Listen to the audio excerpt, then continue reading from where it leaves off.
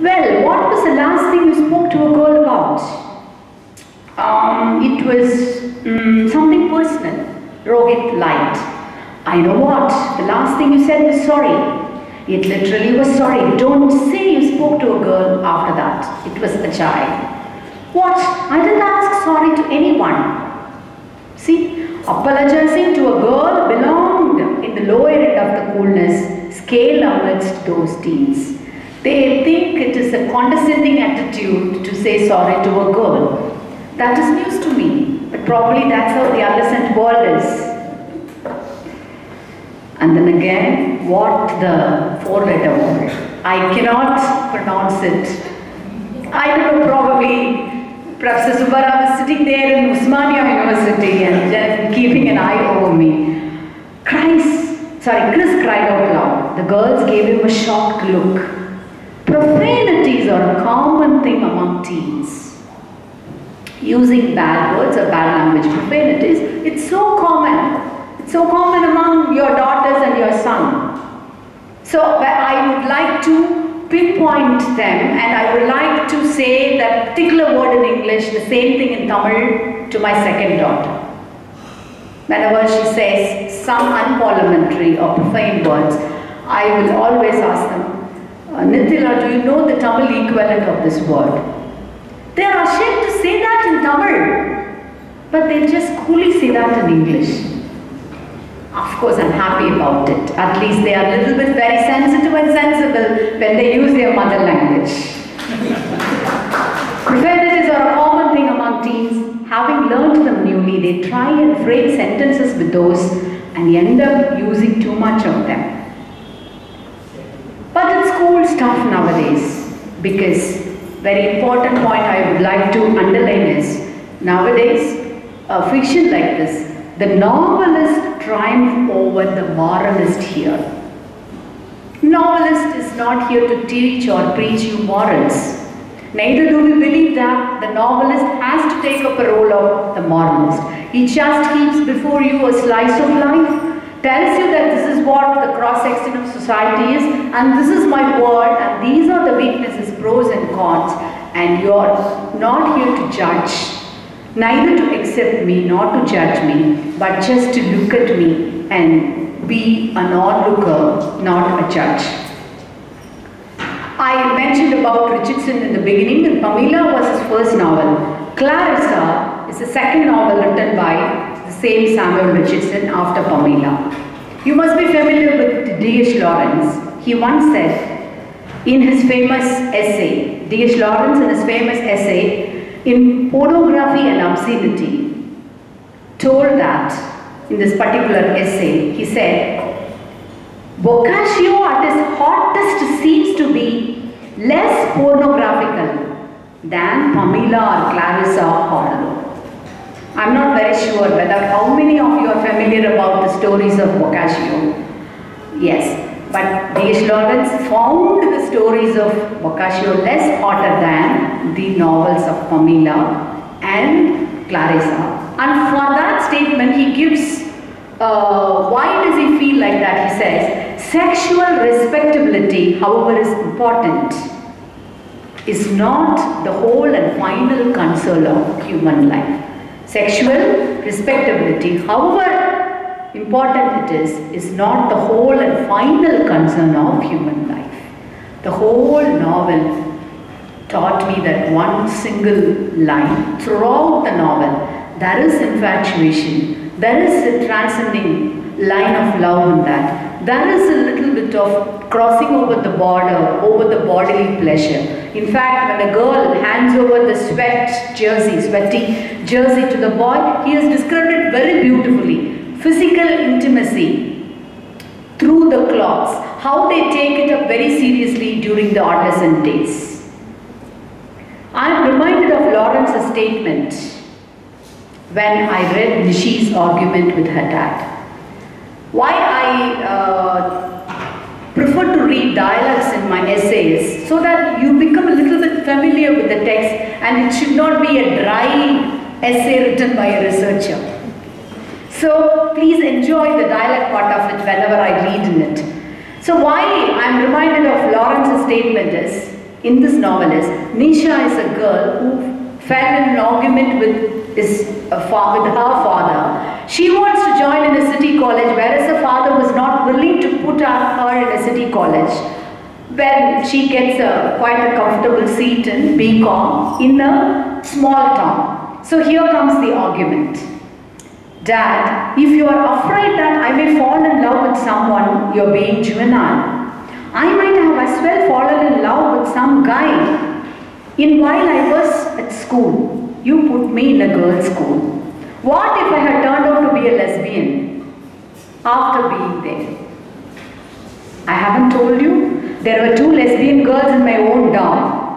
What is immoral to us will always be there everywhere, even in our own agrahara. I convey my kudos, 3 cheers to you for having written this one sentence, Prakash.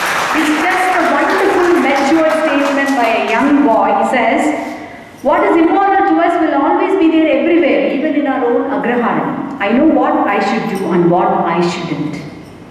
Nishi said, her mother had a horrified expression on her face. How clear-cut, unambiguous, definite is this view of a young adolescent girl. They are pranksters, but also pragmatic to the core, and it is well brought out by the author through conversations. The novel is not at all boring because the way he has handled the conversations in a very, very interesting manner. It's not like a very complicated thing. It has, of course, a bit of fun, but always a little bit of philosophy and a little bit of pragmatic approach and details in everyday life. I'm not sure about the formative, educative years of Natasha Prakash in school. I'm not very sure. But I'm sure he must have reaped the genetic seeds from his proud mother. But other than that, he must have proved his mettle in many other creative ways. He must have definitely written some poems or essays, I'm not very sure. But I have a hitch that he must have surely expressed himself in some other creative ways than before giving us a wonderful novel running to such a vast extent. Would Dickens have become Dickens, we know, if he had not been engaged to write humorous letterpress to pictures of Cockney sportsmen? Would Richardson have become the Richardson we know if he had not been asked to write moral letters? Would Fielding have become the Fielding we know if Richardson's narrowly virtuous Pamela had not offended his broader charity? These are very engaging questions. And when I engaged in questions like this, I thought probably this chap would have definitely showed his mettle in better ways when he was doing his school or in his college. Probably Prakash should channelize all his writing and creative abilities to a more focused social novel of broad canvas and depth. He would, I'm damn sure, take a chill pill before his next venture, because beneath the seemingly shallow puppy love world of adolescence which he portrays, there runs a deep philosophical tinge of a mature adult. And I'm amazed by that. Here is a dialogue between Nishi and Yoshin. Look, this Rohit is trying to call off his marriage. He says, I'm not for marriage. He's not very sure about taking up a job or whatever it is.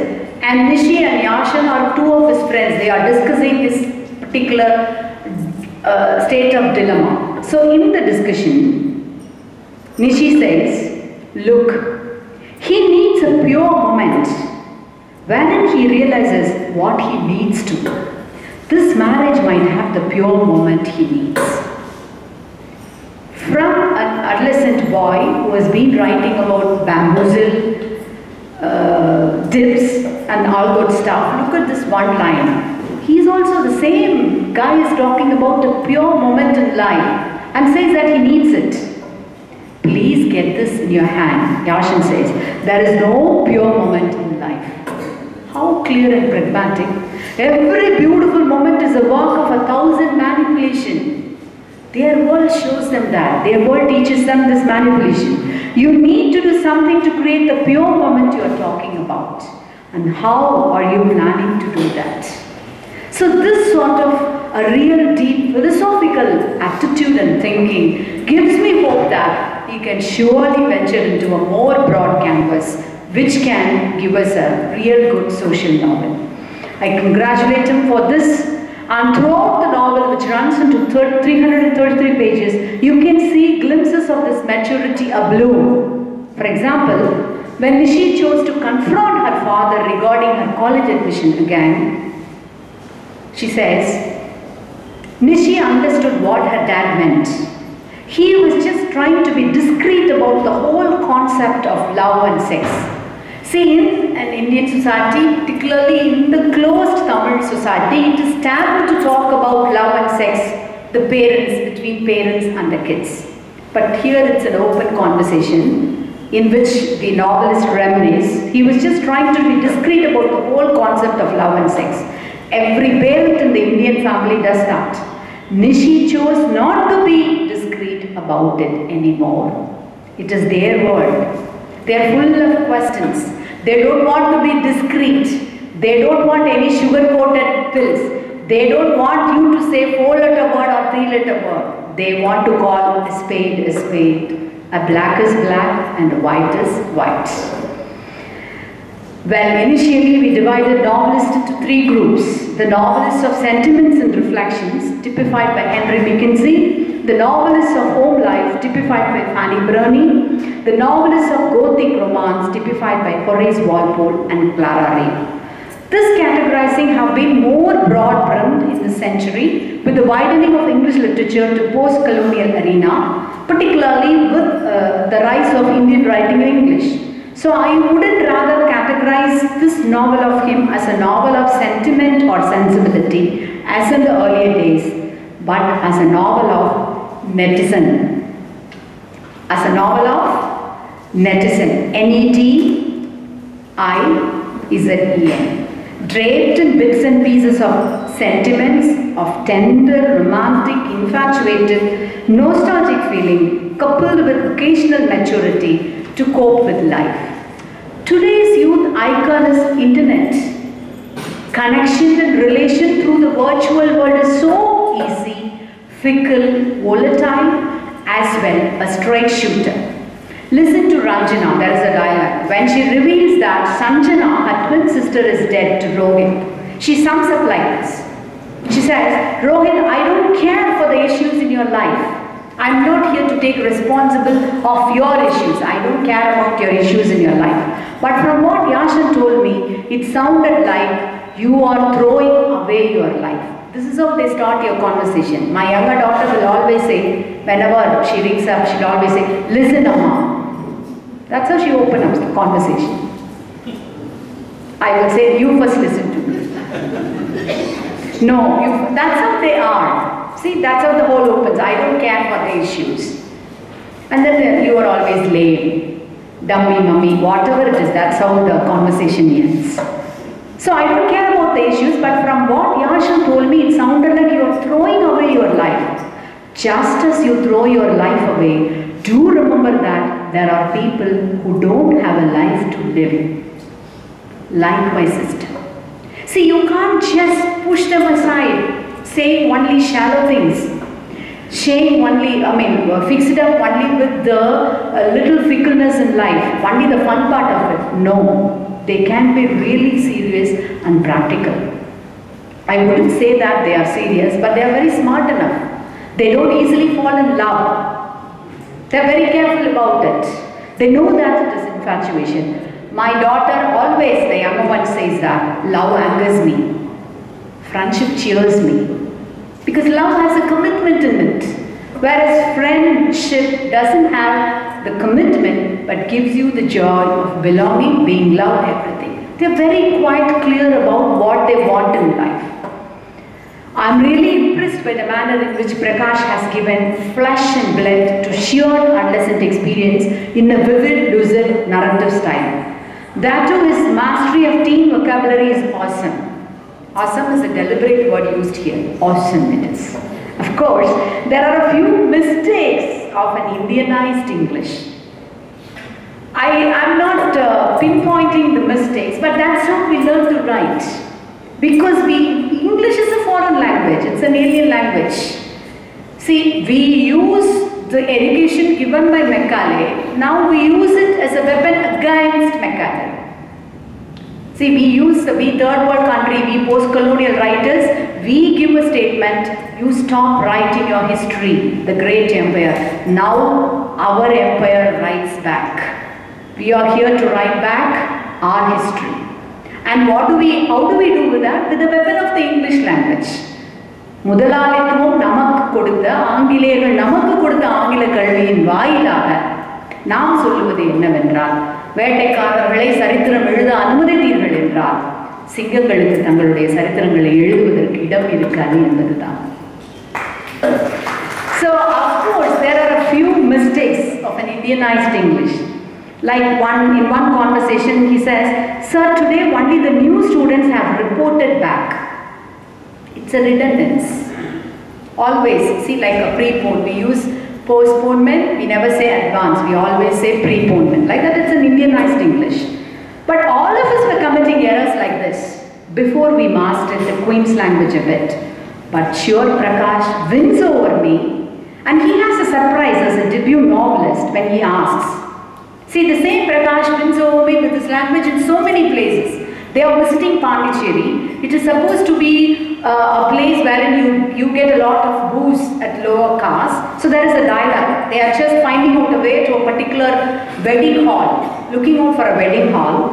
So there is a dialogue wherein one character asks, "You want to rely on a drunkard's direction rather than Google's?" That is beautiful, amazing. That one sentence sums up the whole spirit of the novel. They rely on Google. Google is a god. Google is a goddess. Anything, you Google it and then you find it. Anything for that. Immediately. They don't have no more Lifco dictionaries like us. We cherish all our Wren and Morton. Wren and Morton and Lifcos are the Magna Carta for us. We cherish all those things till now. But they don't use that. Everything is Google got for them. So why should you have to rely on a drunkard when there is rather than Google's? So this is how it is. He never fails me. He takes me by surprises in a bit of flashing sentences like this. Well, someone said spontaneity is among the best gifts of the novelist, and Prakash is brilliant in that.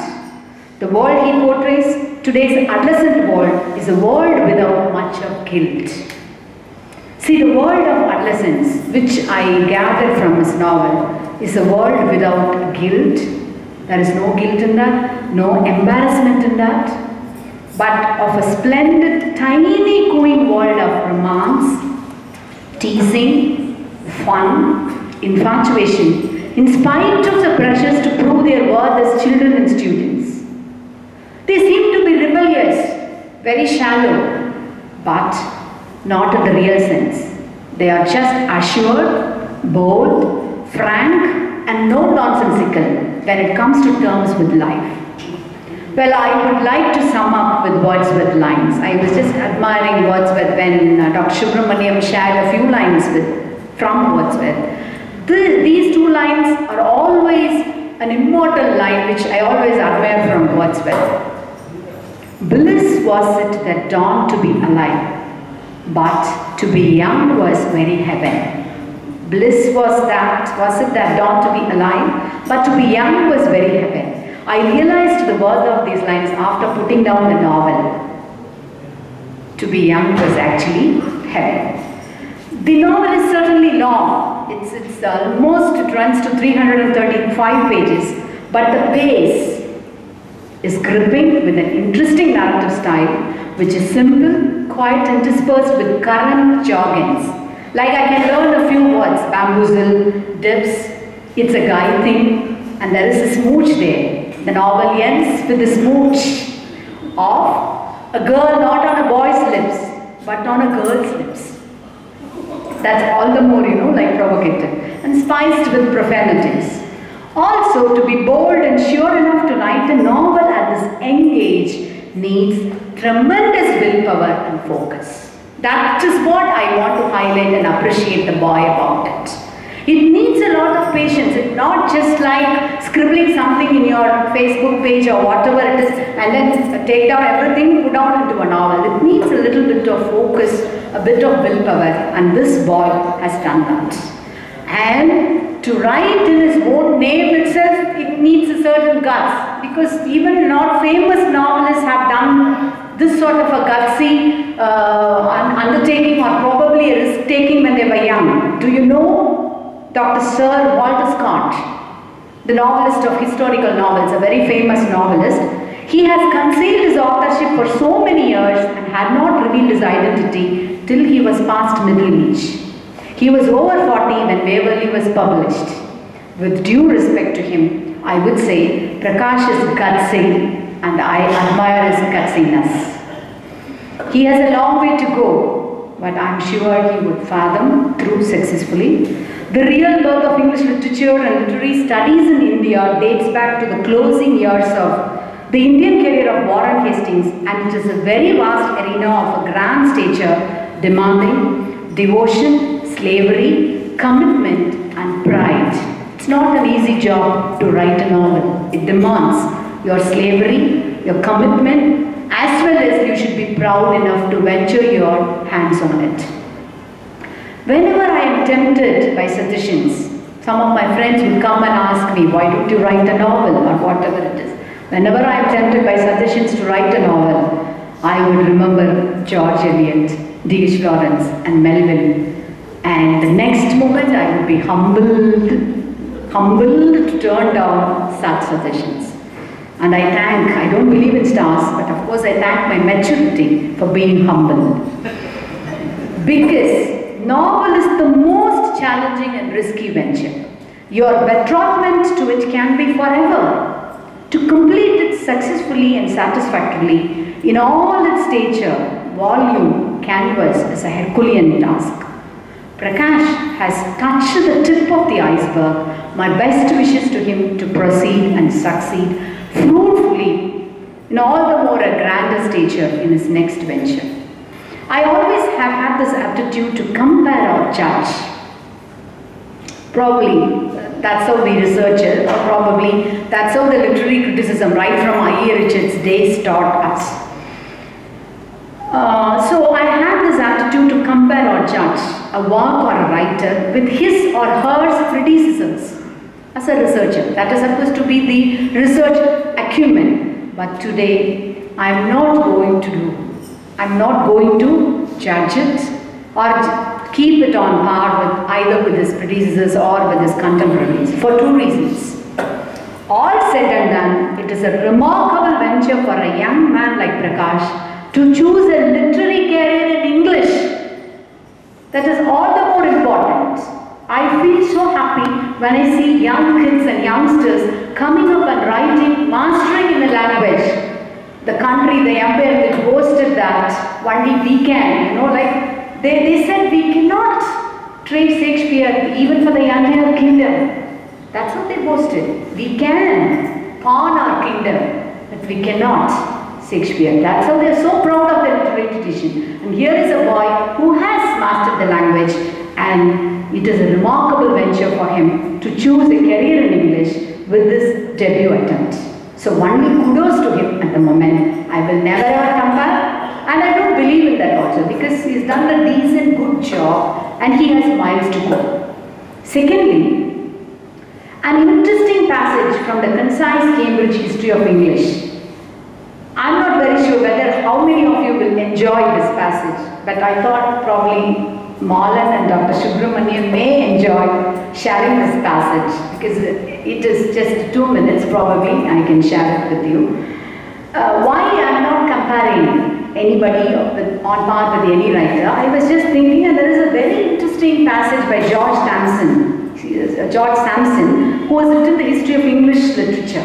It may be a digression, but I thought let me just share it because it's a beautiful passage. I would like every one of you to enjoy it, but I'm not very sure. If you're not familiar with the names, you may miss the point of it, but still I proceed. Whitman and Melville. You must be familiar with Walt Whitman, the famous poet, American poet, and Melville, the famous novelist who has written the classical Moby Dick. They were born in the same year, both of Dutch-British ancestry. One in New York itself, the other 30 miles away on Long Island. They spent much of their lives in their native or neighboring city and died within a year of each other. They shared the same love of the sea, the same admiration for what the aristocratic Melville called the kingly commons and what the carpenter's son Whitman called the nobility of ordinary people. They both wrote memorably of the Civil War and its aftermath, particularly of the fundamental issues involved. They even had the same powerful physique and much the same preference for the simple life over the sophisticated.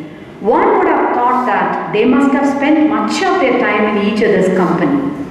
Yet there is no record of their ever having met, except in the columns of the Brooklyn Eagle when Whitman reviewed Tippy and Omo. They must have passed each other in the New York streets as ships pass in the night. Melville knew Hawthorne. Whitman, Hawthorne's friend Longfellow, but the author of the Moby Dick knew not apparently the author of the Leaves of the Grass. It is as if Shakespeare and Ben Jonson or Dickens and Thackeray had been strangers all their lives in literary London. In that bustling city of New York, with its bohemian and journalistic flavor, there was apparently no Horace, Greeley, Bela Taylor or other notability of the time to introduce Ishmael to the democratic bar. Ishmael is the protagonist of Moby Dick's novel. To the democratic bar, that is Walt Whitman, or the democratic bar to Ishmael. Herman, I want you to meet Mr. Whitman. Walt, do you happen to know Mr. Melville? It should all have been so simple. Yet the introduction apparently never took place. The poet who saw in Solent Ormond the whale crews of the South Pacific and the North Atlantic never saw the whaler who wrote of Captain Ahab and of the chase in the Pequod of the mightiest Leviathan of them all. Despite the temptation, therefore, to treat of Whitman and Melville together, we shall have to take them separately as they lived. They are great enough. When all fair criticism have been made of them, they have to stand on their own feet. So I decided not to compare this novel. This was an eye-opener passage for me, after a long time probably. So it was so convincing for me that let this novel stand on its own feet and let the young posterity enjoy reading it.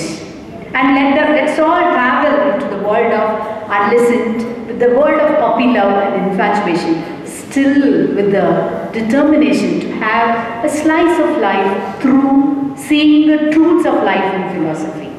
So let's read Prakash's debut novel as a separate entity, trying to figure out his imaginary space, circumambient of an adolescent life and love. Let me not be rigid in distincting as or categorizing as, but let me welcome him with a big 3 cheers and a big load of applause. Good job, dear Prakash, and kudos to you. Now I request Mrs. Y.K. Selvi to facilitate